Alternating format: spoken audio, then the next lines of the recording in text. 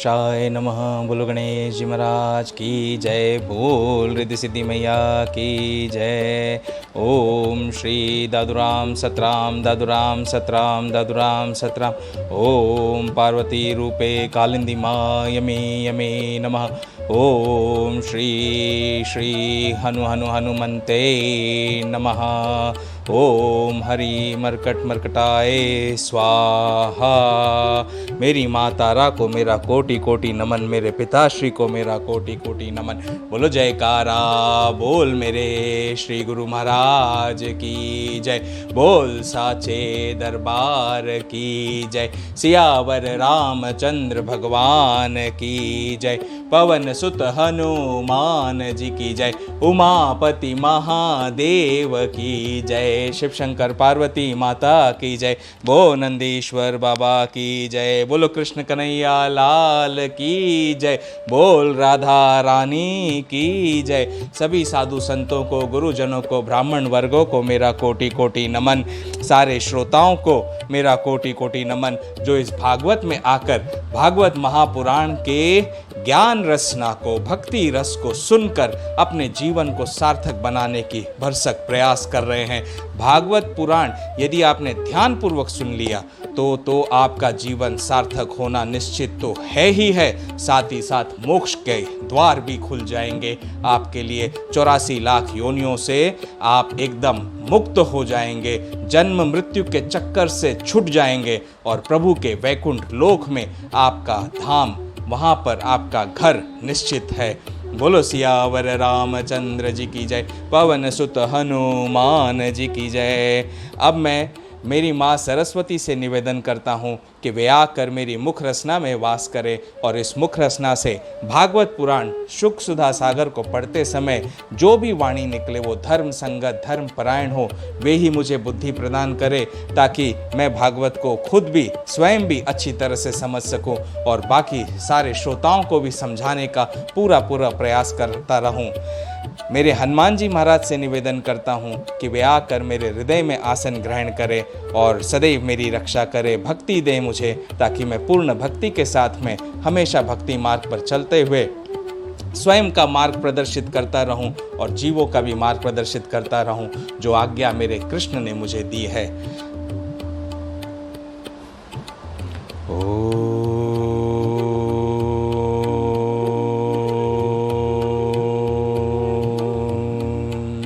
और गणेश जी महाराज का आह्वान करते हुए उन्हें विनम्र निवेदन करता हूँ कि वे हमारे भागवत पुराण के समय आने वाले सभी संकटों से, क्लेशों से, दुविधाओं से हमारी रक्षा करें, विघ्नों को हरे और इस भागवत पुराण को एकदम सक्सेसफुली ये हो, ऐसा आशीर्वाद प्रणाम ग्रहण करें। ओम श्री गणेशाय नमः। हरे कृष्ण कृष्ण कृष्ण हरे हरे, हरे राम राम राम हरे हरे, हरे कृष्ण कृष्ण कृष्ण हरे हरे, हरे राम राम राम हरे हरे, हरे कृष्ण कृष्ण कृष्ण हरे हरे, हरे राम राम राम हरे हरे। मेरी माँ तारा जो है वो इस समय राधा लोक में राधा रानी के पास में है और नित्य निरंतर श्री कृष्ण के भजन में डूबी रहती हैं। उनका जो सबसे सुंदर मंत्र है, जो कृष्ण की याद में, राधा रानी की याद में, राम की याद में वो डूबी रहती हैं, उस मंत्र की धुन को भी यदि आप सुनेंगे, मैं जिस प्रकार कोशिश करता हूँ उसे गाने की, सुनिए, वो इतनी सुंदर धुन है ना कि मन रम जाता है। ऐसी सुंदर धुन कहीं पर भी पूरे संसार में मैंने नहीं सुनी आज तक, और यकीन के साथ कह सकता हूँ आपने भी नहीं सुनी होगी, क्योंकि ये जो धुन माँ तारा राधा लोक में रहकर गाती हैं, ये धुन तो साक्षात राधा लोक की धुन है। सुनिए ध्यान से। हरे कृष्ण कृष्ण कृष्ण कृष्ण हरे हरे, राम राम हरे राम हरे हरे, कृष्ण कृष्ण कृष्ण कृष्ण हरे हरे, राम राम हरे राम हरे हरे, कृष्ण कृष्ण कृष्ण कृष्ण हरे हरे, राम राम हरे राम हरे हरे, कृष्ण कृष्ण कृष्ण कृष्ण हरे हरे, राम राम हरे राम हरे हरे, कृष्ण कृष्ण कृष्ण कृष्ण हरे हरे, राम राम हरे राम हरे हरे, कृष्ण कृष्ण कृष्ण कृष्ण हरे हरे, राम राम हरे राम हरे हरे, कृष्ण कृष्ण कृष्ण कृष्ण हरे हरे, राम राम हरे राम हरे हरे, कृष्ण कृष्ण कृष्ण कृष्ण हरे हरे, राम राम हरे राम हरे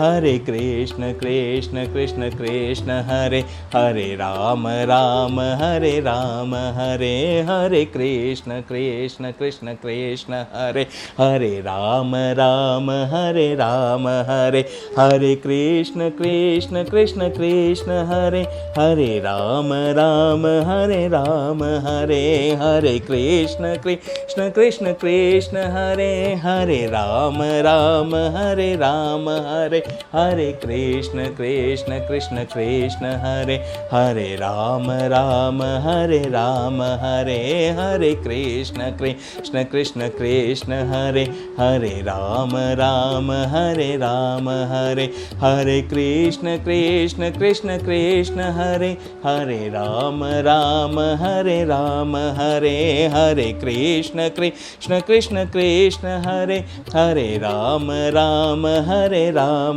हरे हरे, कृष्ण कृष्ण कृष्ण कृष्ण हरे हरे, राम राम हरे राम हरे हरे, कृष्ण कृष्ण कृष्ण कृष्ण हरे हरे, राम राम हरे राम हरे हरे, कृष्ण कृष्ण कृष्ण कृष्ण हरे हरे, राम राम हरे राम हरे हरे, कृष्ण कृष्ण कृष्ण कृष्ण हरे हरे, राम राम हरे राम हरे हरे, कृष्ण कृष्ण कृष्ण कृष्ण हरे हरे, राम राम हरे राम हरे हरे, कृष्ण कृष्ण कृष्ण कृष्ण हरे हरे, राम राम हरे राम हरे हरे, कृष्ण कृष्ण कृष्ण कृष्ण हरे हरे, राम राम हरे राम हरे हरे, कृष्ण कृष्ण कृष्ण कृष्ण हरे हरे, राम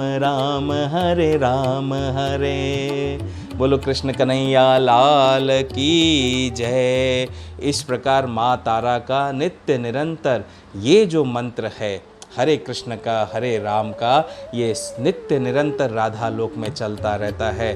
जब भी चाहूँ तब उनके साथ में कनेक्ट हो जाता हूँ और उनकी भक्ति में डूबकर विभोर हो जाता हूँ, भाव विभोर, क्योंकि साक्षात राधा कृष्ण सामने एकदम प्रकट हो जाते हैं और ऐसे दिखाई पड़ते हैं। वो फीलिंग, वो इमोशन, वो प्रेम, वो भक्ति, उसे महसूस करता हूँ ना, तो ऐसा लगता है कि संसार में तो कुछ भी नहीं है।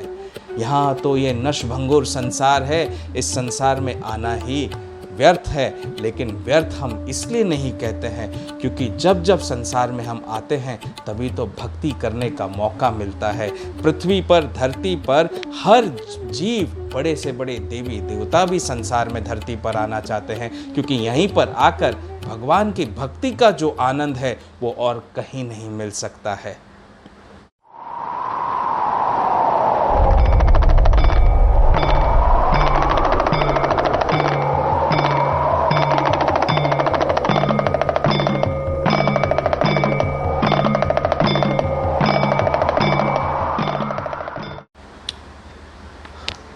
आज हम शुक सुधा सागर भागवत पुराण के प्रथम स्कंद के छठे अध्याय में है। छठे अध्याय का जो टॉपिक है वो है नारद जी के पूर्व चरित्र का शेष भाग।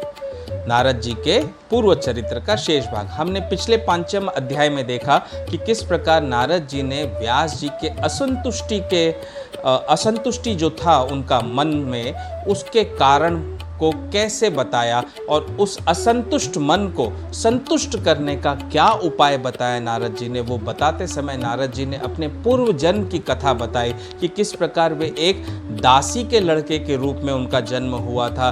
वो दासी जो ब्राह्मणों की सेवा किया करती थी और उन ब्राह्मणों की सेवा में नारद जी भी लग गए और उनकी सेवा में लगते लगते हरि के गुणगानों को और लीलाओं को सुनते सुनते नारद जी में भी कृष्ण के प्रति भक्ति जागृत हो गई। तो वहीं से हमारा ये छठा अध्याय अब शुरू हो रहा है कि आगे के भाग, आगे उनके पूर्व के जीवन में क्या क्या हुआ, कैसे नारद जी को भगवान श्री कृष्ण की भक्ति की प्राप्ति हुई, वो अब हम देखेंगे।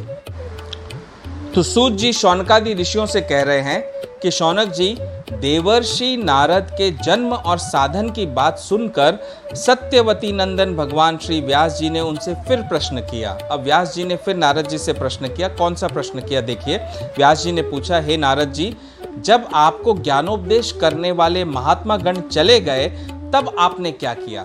मतलब वो जो महात्मा गण थे उन्होंने नारद जी को वो ज्ञान का उपदेश दिया जो ज्ञान का उपदेश स्वयं परमात्मा ने, भगवान श्री कृष्ण ने महात्माओं को अपने श्रीमुख से दिया था।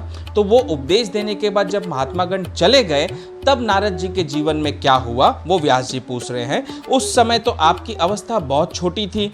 स्वयंभू आपकी शेष आयु किस प्रकार व्यतीत हुई और मृत्यु के समय आपने किस विधि से अपने शरीर का परित्याग किया? तो आपकी आयु उस समय छोटी थी, तो आपने बचे हुए जीवन में क्या किया और जब मृत्यु का समय आया तो आपने अपने शरीर का त्याग कैसे किया? देवर्षे, काल तो सभी वस्तुओं को नष्ट कर देता है, उसने आपकी इस पूर्व कल्प की स्मृति का कैसे नाश नहीं किया? काल तो सब कुछ नष्ट कर देता है। आप में से किसी को भी अपने पूर्व जन्म की स्मृति है क्या? होनी भी नहीं चाहिए, मैं तो कहूँगा, क्योंकि पूर्व जन्म की स्मृति होने भर से जो है ना, इस जीवन में जीना बड़ा कठिन हो जाता है, बड़ा दुविधाजनक हो जाता है। जैसे मुझे मेरे पूर्व जन्म की घटना सारी पता है, सब कुछ याद है, तो उस थोड़ी सी घटनाओं के याद होने भर से मेरा इस जीवन में जीना बड़ा दुर्भर हो गया था।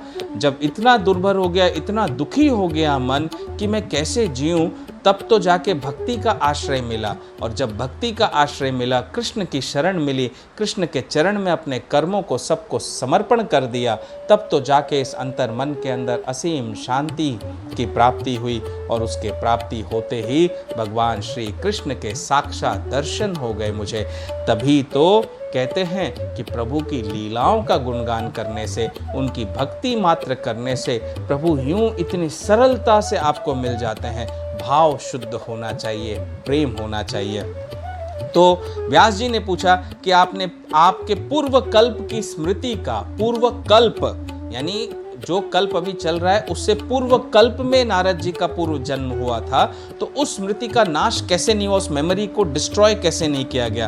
तो नारद जी ने कहा, मुझे ज्ञानोपदेश करने वाले महात्मागण जब चले गए तब मैंने इस प्रकार अपना जीवन व्यतीत किया, उसे आप ध्यान से सुनिए।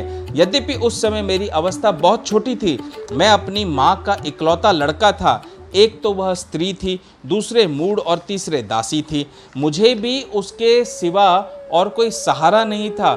उसने अपने को मेरे स्नेह पाश में जकड़ रखा था। तो नारद जी ने कहा कि माँ ने पुत्र को अपने स्नेह पाश में यानी मोह जाल में जकड़ रखा था कि माँ को तो देखो पुत्र से प्रेम होता है तो वो मोह में फंस जाती है, पुत्र भी प्रेम करता है अपनी माता से तो वो भी मोह में फंस जाता है।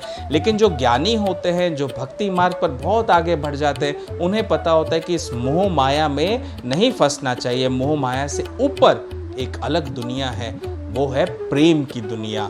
मोह में और प्रेम में बड़ा अंतर है। मोह तो हमसे सारे कर्म गलत करवा देता है, हमें जीवन मृत्यु के चक्कर में ढकेल देता है, 84 लाख योनियों में भटकने पर मजबूर कर देता है। लेकिन प्रेम है जो आपको 84 लाख योनियों से छुटकारा दिला सकता है और सीधा वैकुंठ धाम भगवान श्री राधा के पास में भेज सकता है। तो नारद जी कहते हैं, वो माता जो है मेरे योग क्षेम की चिंता तो बहुत करती थी, परंतु पराधीन होने के कारण कुछ कर नहीं पाती थी, क्योंकि वो दासी थी। जैसे कठपुतली नचाने वाले की इच्छा के अनुसार ही नाचती है, वैसे ही यह सारा संसार ईश्वर के अधीन है। मैं भी अपनी माँ के स्नेह बंधन में बंध कर उस ब्राह्मण बस्ती में ही रहा। मेरी अवस्था केवल 5 वर्ष की थी। देखिए नारद जी की अवस्था उस समय केवल 5 वर्ष की थी। मुझे दिशा, देश और काल के संबंध में कुछ भी ज्ञान नहीं था। एक दिन की बात है, मेरी माँ गौ धोने के लिए रात के समय घर से बाहर निकली। रास्ते में उसके पैर से सांप छू गया। उसने उस बेचारी को डस लिया। उस सांप का क्या दोष, काल की ऐसी प्रेरणा थी। मैंने समझा भक्तों का मंगल चाहने वाले भगवान का यह भी एक अनुग्रह ही है। इसके बाद मैं उत्तर दिशा की ओर चल पड़ा तो उनकी माता उसी समय मरण हो गई। और उसके बाद में नारद जी ने सोचा उस छोटी सी 5 वर्ष की आयु में कि मैं क्या करूँगा, अब मुझे तो किसी और दिशा में जाना पड़ेगा, शायद प्रभु की यही मर्जी है। उस ओर मार्ग में मुझे अनेकों धन धान्य से संपन्न देश, नगर, गांव, अहीरों की चलती फिरती बस्तियां, खाने, खेड़े, नदी और पर्वतों के तटवर्ती पड़ाव, वाटिकाएं, वन उपवन और रंग बिरंगी धातुओं से युक्त विचित्र पर्वत दिखाई दिए। जब नारद जी निकले वहां से, कहीं कहीं जंगल वृक्ष थे जिनकी बड़ी बड़ी शाखाएं हाथियों ने तोड़ डाली थी। शीतल जल से भरे हुए जलाशय थे जिनमें देवताओं के काम में आने वाले कमल थे। उन पर पक्षी तरह तरह की बोली बोल रहे थे और भौरे मंडरा रहे थे। वह सब देखता हुआ मैं आगे बढ़ा। मैं अकेला ही था। इतना लंबा मार्ग तय करने पर मैंने एक घोर गहन जंगल देखा। तो इतना मार्ग वो तय करते गए।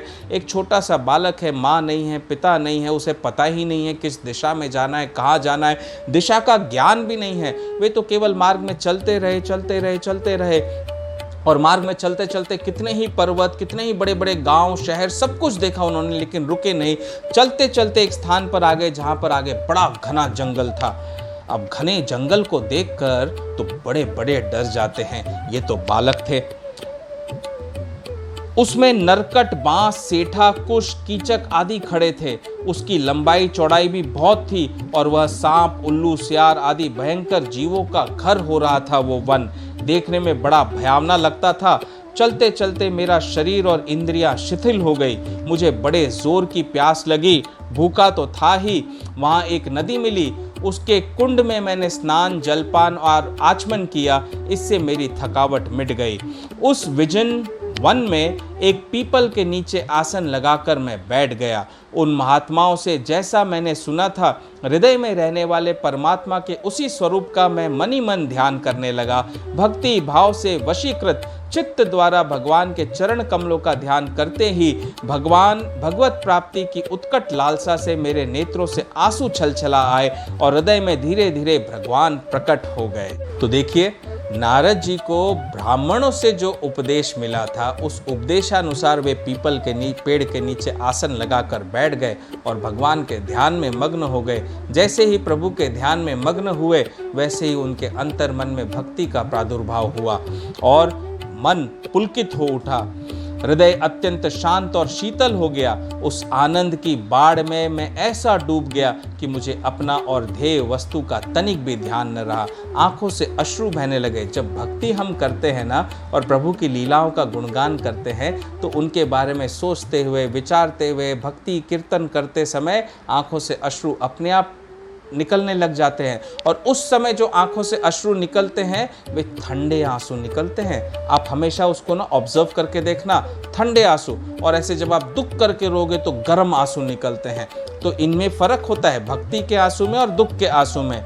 भगवान का वह अनिर्वचनीय रूप समस्त शोकों का नाश करने वाला और मन के लिए अत्यंत लुभावना था। सहसा उसे न देख मैं बहुत ही विकल हो गया। तो उन्होंने कहा कि भगवान का अनिर्वचनीय रूप जो था, उस आनंद की बाढ़ में मैंने भाव मान रखा ना, तो भगवान का वह अनिर्वचनीय रूप समस्त शोकों का नाश करने वाला और मन के लिए अत्यंत लुभावना था।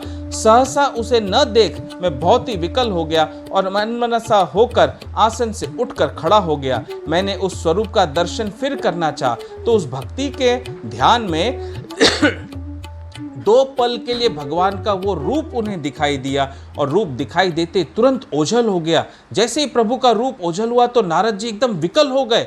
वो बालक था, वो इतना विकल हो गया कि वो वापस से भगवान के उस रूप को देखना चाह रहा था। इस बार भगवान दिखाई नहीं दिए तो एकदम से उठ गए आसन से। मैंने उस स्वरूप का फिर दर्शन करना चाहा, किंतु मन को हृदय में समाहित करके बार बार दर्शन की चेष्टा करने पर भी मैं उसे नहीं देख सका। मैं अतृप्त के समान आतुर हो गया, मतलब इतने अतृप्त हो गए ना, उनको भगवान को देखना था, उनकी दशा को देखना था, उनके रूप को वापस से देखना था, लेकिन देख नहीं पा रहे थे। कितना ही प्रयत्न कर लिया, कोशिश कर ली, नहीं देख पा रहे थे।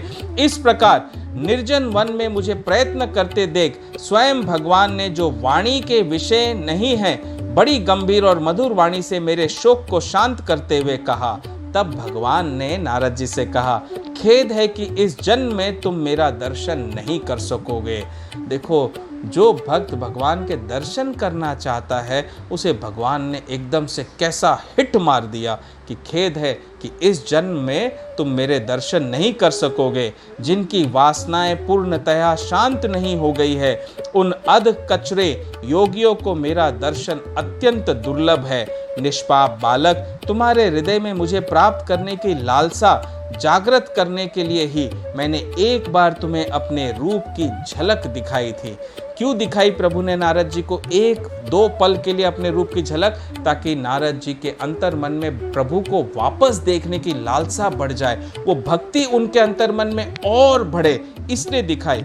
मुझे प्राप्त करने की आकांक्षा से युक्त साधक धीरे धीरे हृदय की संपूर्ण वासनाओं का भली भांति त्याग कर देता है। अल्पकालीन संत सेवा से ही तुम्हारी चित्त वृत्ति मुझ में स्थिर हो गई है। अब तुम इस प्राकृत मलिन शरीर को छोड़कर मेरे पार्षद हो जाओगे। तो भगवान ने कहा, इस प्राकृत मलिन शरीर को छोड़कर तुम मेरे पार्षद बन जाओगे। मुझे प्राप्त करने का तुम्हारा यह दृढ़ निश्चय कभी किसी प्रकार नहीं टूटेगा। समस्त सृष्टि का प्रलय हो जाने पर भी मेरी कृपा से तुम्हें मेरी स्मृति हमेशा बनी रहेगी। आकाश के समान अव्यक्त सर्वशक्तिमान महान परमात्मा का इतना कहकर चुप हो रहे, उनकी उस कृपा का अनुभव करके मैंने उन श्रेष्ठों से भी श्रेष्ठतर भगवान को सिर झुकाकर प्रणाम किया। तभी से मैं लज्जा संकोच छोड़कर भगवान के अत्यंत रहस्यमय और मंगलमय मधुर नामों और लीलाओं का कीर्तन और स्मरण करने लगा। स्पृहा और मद मत्सर मेरे हृदय से पहले ही निवृत्त हो चुके थे। अब मैं आनंद से काल की प्रतीक्षा करता हुआ पृथ्वी पर विचरने लगा। प्रभु की ये जो वाणी मिली नारद जी को कि इस जन्म में तो उन्हें दर्शन होंगे नहीं, और होंगे तो अगले जन्म में हो सकते हैं, क्योंकि अगले जन्म जो होगा उनका, उसमें वे प्रभु के पार्षद बनेंगे।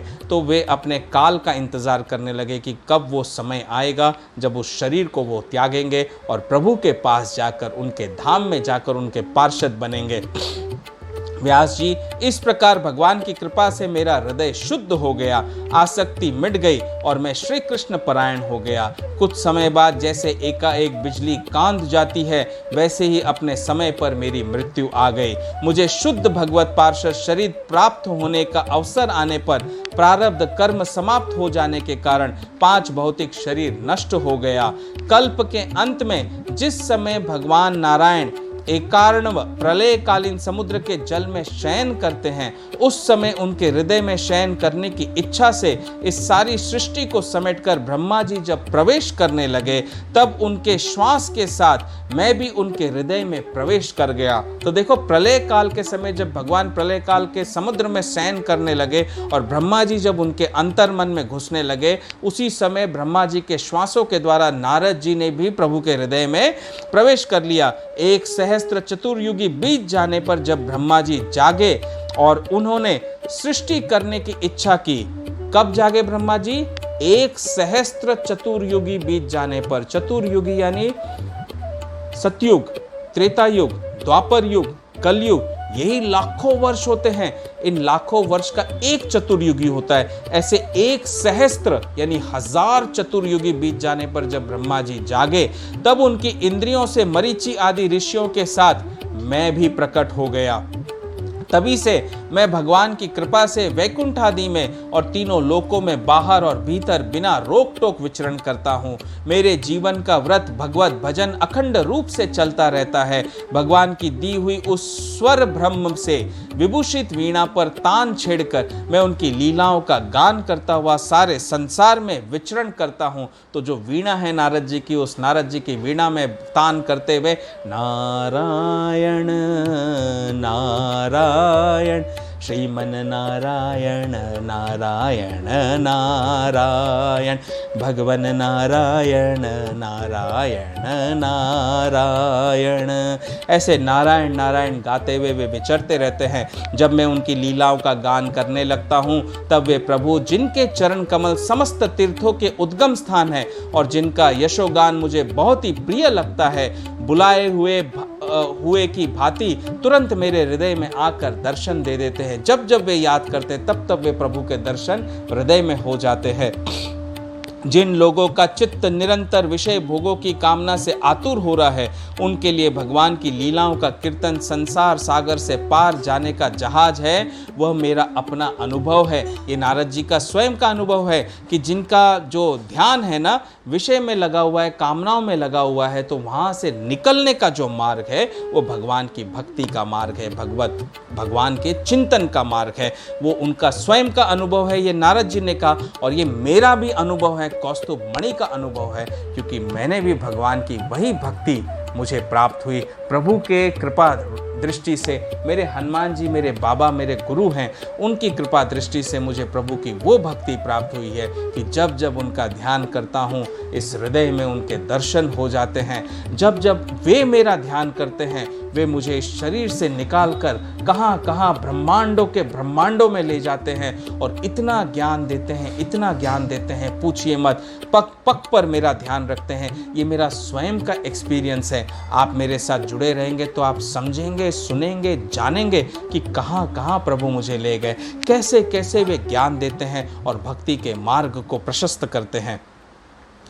काम और लोभ की चोट से बार बार घायल हुआ हृदय श्री कृष्ण सेवा से जैसे प्रत्यक्ष शांति का अनुभव करता है, यम नियम आदि योग मार्गों से वैसी शांति नहीं मिल सकती है। कितने ही योग मार्ग पे चले जाइए, तप कर लीजिए, वैसी शांति की प्राप्ति नहीं होगी जैसी शांति की प्राप्ति भगवान श्री कृष्ण के लीला से होती है, उनकी भक्ति से होती है। व्यास जी, आप निष्पाप है। आपने मुझसे जो कुछ पूछा था वह सब अपने जन्म और साधन का रहस्य तथा आपकी आत्मतुष्टि का उपाय मैंने बता दिया। आत्मतुष्टि का उपाय यानी उनके जो मन असंतुष्ट था उस असंतुष्टता को दूर करने का उपाय मार्ग नारद जी ने व्यास जी को बता दिया। सूत जी आगे कहते हैं शौनकादि ऋषियों से, शौनकादि ऋषियों, देवर्षि नारद ने व्यास जी से इस प्रकार कहकर जाने की अनुमति ली और वीणा बजाते हुए स्वच्छंद विचरण करने के लिए वे चल पड़े। आहा, ये देवर्षि नारद धन्य हैं, क्योंकि ये शांगपाणी भगवान की कीर्ति को अपनी वीणा पर गा गा कर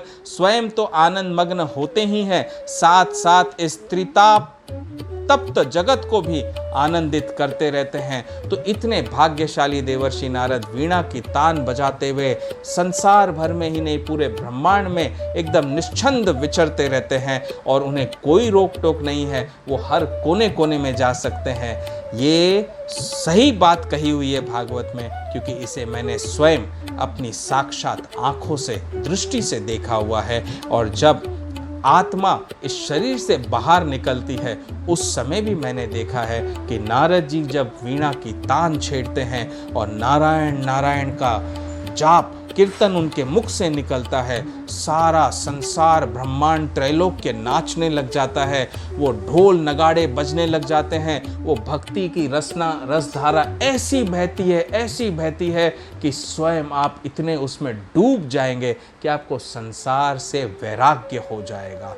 संसार के सारे भोगों को भोगते हुए भी आप उसमें लिप्त नहीं होंगे, ऐसी भक्ति है। और उन्होंने व्यास जी को यही ज्ञान देते हुए वे वहाँ से चले गए कि देखो, इस ज्ञान रसना में आपको भक्ति के रस को डालना होगा। भक्ति के रस को जब आप डालेंगे तो अपने आप ही आपकी आत्मतुष्टि हो जाएगी। आपकी आत्मतुष्टि होने से सारे जीवों का कल्याण होगा और उन्हें भी भक्ति का सहारा मिलेगा। ऐसे ज्ञानोपदेश देकर नारद जी अपने लोक में फिर विचरने के लिए चल पड़े। बोलो कृष्ण कन्हैया लाल की जय। हरे कृष्ण कृष्ण कृष्ण कृष्ण हरे हरे, राम राम हरे राम हरे हरे, कृष्ण कृष्ण कृष्ण कृष्ण हरे हरे, राम राम हरे राम हरे हरे, कृष्ण कृष्ण कृष्ण कृष्ण हरे हरे, राम राम हरे राम राम हरे हरे कृष्ण कृष्ण कृष्ण कृष्ण हरे हरे राम राम हरे राम हरे हरे कृष्ण कृष्ण कृष्ण कृष्ण हरे हरे राम राम हरे राम हरे हरे कृष्ण कृष्ण कृष्ण कृष्ण हरे हरे राम राम हरे राम हरे। बोलो कृष्ण कन्हैया लाल की जय, बोल राधा रानी की जय। जय जय श्री हरि।